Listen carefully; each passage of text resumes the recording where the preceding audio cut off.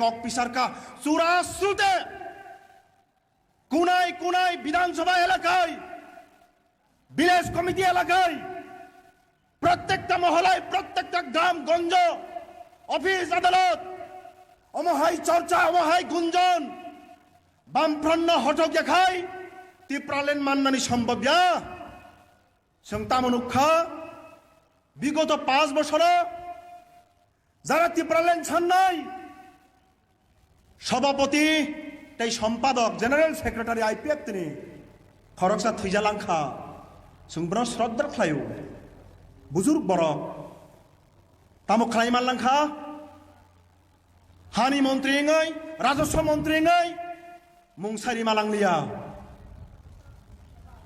General secretary অবস্থা তামো এদাল থেকে উদাল, এপার থেকে উপার, ইয়াং মাইসা ও ইয়াং মাইসা দল পাল্টা পাল্টি অমহাই সং নুকদানি নাংখা রাজ্যনি বরক তিপ্রাসা বরক সংজারা এটিসি আমচে তংনাই বরক जोंजाल बिरमानो कलायै ताबुक सामुंनि अभाबक फाइ कलाय फैनाय नांखा नरक बरक खोना 3-4 दिन सिगां 2023 निर्वाचन अंगनि परे गोदाल ट्राइबल वेलफेयर मिनिस्टार बरक ट्राइबल वेलफेयर मिनिस्टार हिन साननका लाचिजाक थन तिप्रासा हामक्राय मन्त्री हिन सानाकाय बेलायखे खाजा जागु तिप्रासा हामक्राय माने तिप्रासा उन्नयन मन्त्री तिप्रासार मागे सामतांनाय तिप्रासार मागे उन्नयन खालायनाय तिप्रासा हामचायने लामा स्कुल स्वास्थ्य व्यवस्था बड़य उन्नयन खायदिसानाय मन्त्री गर्व खालायसाबो आं तिप्रासा हामक्राय मन्त्री कृष्णपुर विधानसभा केंद्र मात्र 1.5 दिन बयस सत्यजात शिशु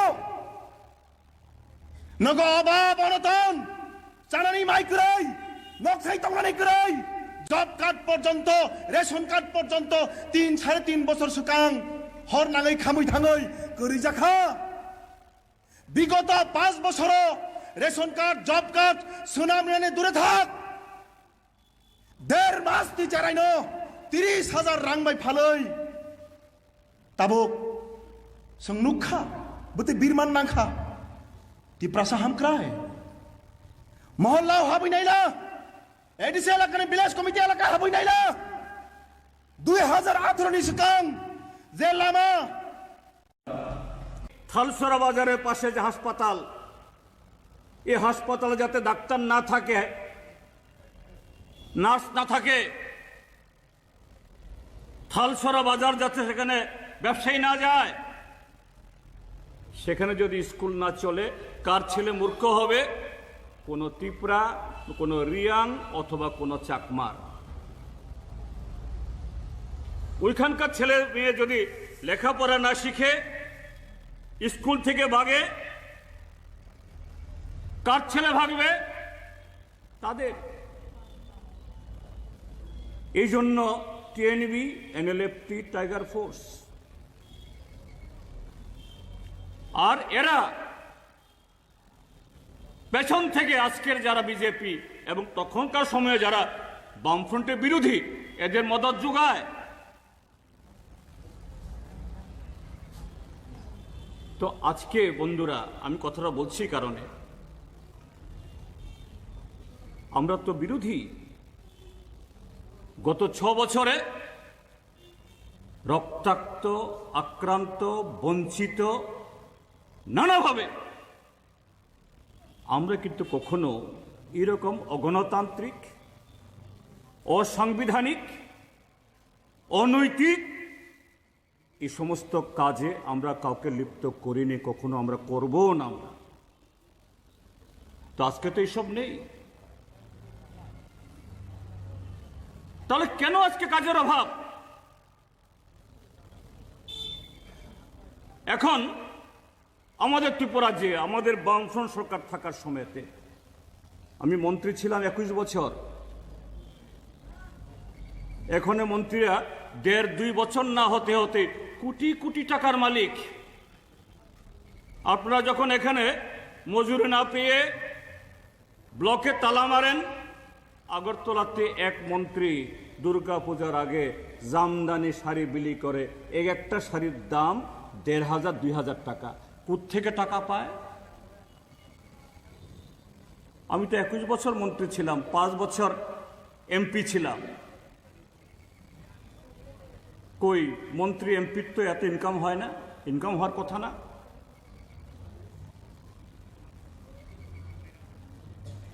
তো এইভাবে যখন ত্রিপুরা রাজ্যের মানুষ খেতে পায় না, কাজ পায় না, বেকাররা, কদিন আগে গত সেপ্টেম্বর মাসে আমি গেছিলাম তামিলনাড়ুতে। তামিলনাড়ু বেঙ্গালুরু দিয়ে যেতে হয় ডাইরেক্ট, আমাদের এখান থেকে যে জায়গায় যাওয়ার এখানে ফ্লাইট নাই। ত্রিপুরা থেকে বহু ছেলে মেয়ে আমাকে বলছেন, আপনি যেহেতু দক্ষিণ ভারতে আসছেন, বেঙ্গালুরু একটা রাত্র থেকে যান। আমরা ত্রিপুরা রাজ্য থেকে ভাগ্য বিলম্বিত হয়ে এখানে যারা আসতে বাধ্য হয়েছি, একদিকে হলো অর্থনৈতিক কারণে, আর একটা হলো রাজনৈতিক কারণে। আমরা আপনার দেখা করতে চাই। মাত্র এক রাত্র, সন্ধ্যায় গেছি, পরদিন একদিন ছিলাম। কয়েকশো ছেলে মেয়ে আপনাদের এই ছামনুরও, মানিকপুরের ছামনুর স্বামী স্ত্রী। আরে আমি জিজ্ঞেস করলাম, তোমরা কোত্থেকে? নরক বরণী। এই ছামনুর কোন জায়গা জানি। স্বামী স্ত্রী, তোমাদের নিশ্চয়ই যে বয়স তাদের বাচ্চা থাকার কথা, ছোট বাচ্চা, ননে বসা তঙ্গতে তম খরকশক খরকথাম। আরে বসা খরকথাম বড় বড় কাইসা হেন বুসিনিয়র কাবই ফাইখা, তাই কাইসা বুফাইনিয়র কাবই ফাইখা। তো এই বাচ্চারা কি হবে? তো কি করব? আমরা যদি এখানে দুজন কাজ না করি, এই বাচ্চারা উপাসে মরবে। এরকম কতজন আছে? প্রচুর। আপনি একদিন দুদিন থাকেন, আমরা সবাইকে নিয়ে আসব। আর আমাদের রাজ্যের মন্ত্রী রতনলাল নাথ বলেন, ৮৬ লক্ষ কাজ কিভাবে কাজ করাবেন, কিভাবে খরচ করবেন, তার নাকি ঘুম হয় না। আমি সেদিন বলেছি, তোমার যদি ঘুম না হয়, ঘুমের ট্যাবলেট কিনে নিয়ে যাও। তো বেশি খাইও না, বেশি খাইলে আবার ঘুম থেকে উঠতো না। মুখ্যমন্ত্রী বলেন, ঘরে ঘরে সুশাসন, বিকশিত ভারত যাত্রা। তো এই হলো ত্রিপুরা। এখানেও গত ২৫ তারিখে, যে আপনাদের এখানকার খবর, এখন ২ মাসের কন্যা সন্তান বিক্রি হয়েছে ৩৯,০০০ টাকায়, চিত্রসেন কারবারি পাড়া, স্বর্ণময় ত্রিপুরার বাড়ির নিকট। মায়ের নাম জোনাকি ত্রিপুরা। একটু আগে আমাকে কাগজ দিল। এগুলি তো যেগুলি আমরা খবর পাই, অসংখ্য এরকম ঘটনা ঘটতেছে। এই খবরগুলো আসে না। এই খবর বলতে অনেকে সাহস করে না, কারণ এগুলো যদি বলে মাতব্বররা গিয়ে হাজির। এই যে খকেন্দ্র দেববর্মা, আমি আজকে ফেরার পথে তেলিয়ামুড়া হাসপাতালে আছে, দেখা করব। কালকে এক সাংবাদিক এসেছিল। মন্ত্রী রতনলাল নাথ সেদিন বলছিলেন, খকেন্দ্র দেববর্মার নাকি বামফ্রন্ট সরকার ৩৫ বছর ছিল, কেন তাকে রেশন কার্ড দিল না, কেন তাকে জব কার্ড দিল না, কেন তাকে ঘর দিল না। উল্টা অপরাধ মানিক সরকার, জিতেন চৌধুরী, তাদের অপরাধ না। তো সাংবাদিক জিজ্ঞেস করলো, আপনার কি রেশন কার্ড ছিল না? ছিল। জব কার্ড ছিল না? ছিল। ঘর ছিল না? ছিল। কিন্তু আজ থেকে ২ বছর আগে এক আগুনে আমার ঘর সব পুরা গেছে, আর ঘরের ভিতরে ছিল রেশন কার্ড, ছিল জব কার্ড, ছিল, সব গেছে।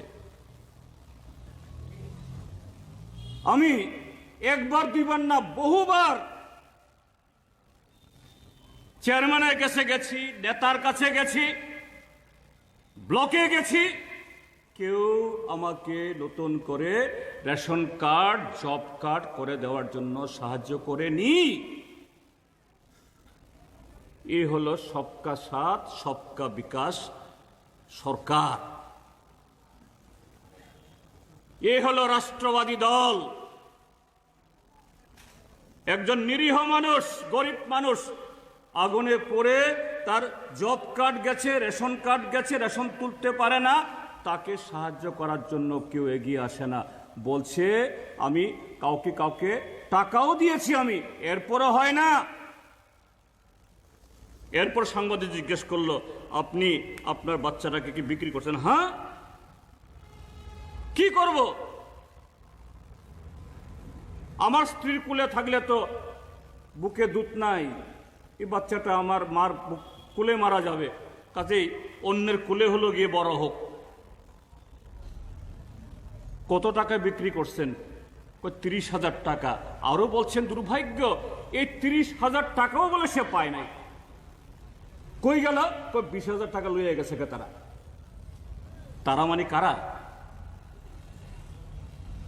বাচ্চা বিক্রি করেও 30,000 বাচ্চা বিক্রি করে তার হাতে মাত্র 10,000 টাকা। 20,000 টাকায় ওই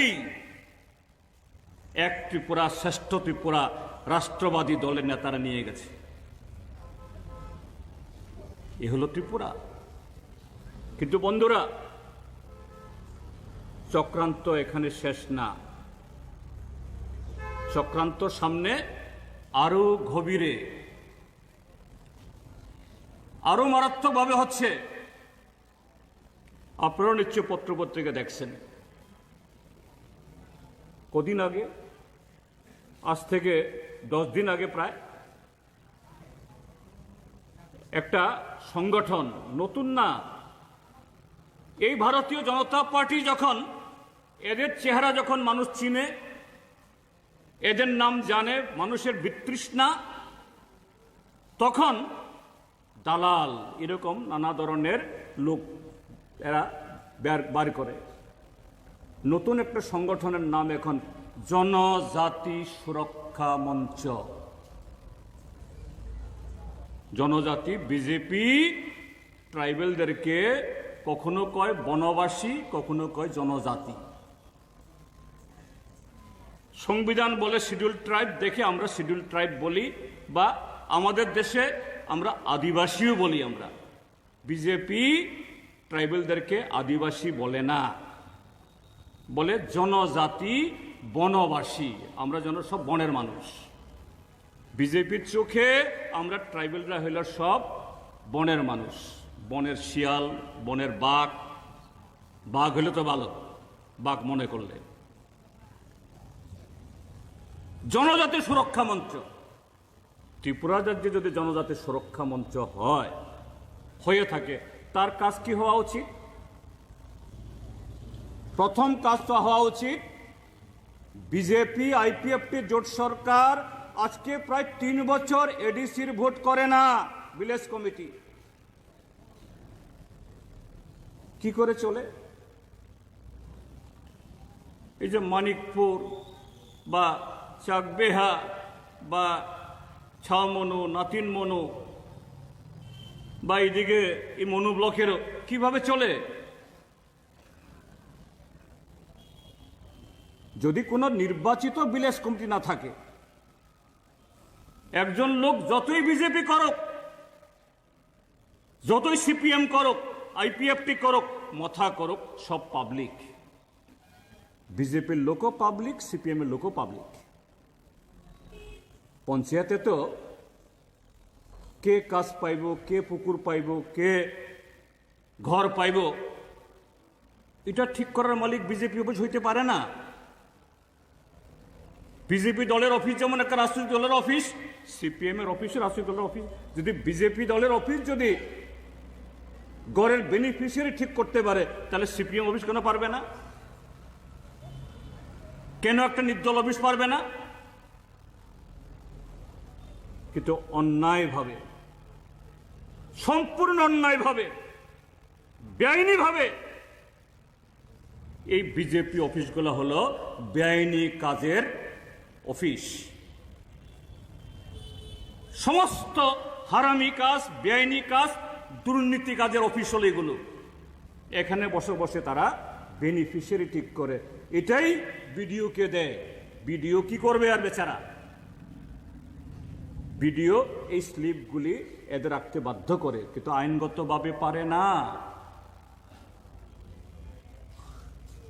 এই ক্ষমতা আইন সংবিধান তাদেরকে দেয়নি। এতে কি হয়? বিজেপিকে যারা ভোট দেয় সাধারণ মানুষ সবাই কি সমান বিচার পায় না?